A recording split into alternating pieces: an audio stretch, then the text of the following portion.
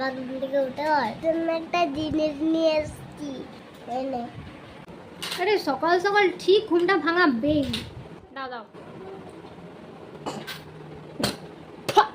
জি এটা কি? নিমপাতা রস খেলে পেট পরিষ্কার হবে। আদুর নিদে খাও না।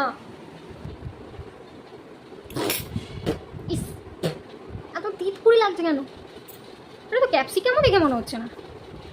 মা, আরে ও মা, চাউমিনে এটা কি মিশিয়েছো? করলা হ্যাঁ, একটু খেলে রোগ জ্বালা হবে না। সিরিয়াসলি চাউমিনে কে করলা দেয় মা? মা, ও মা, তুমি কি রান্না করছো গো?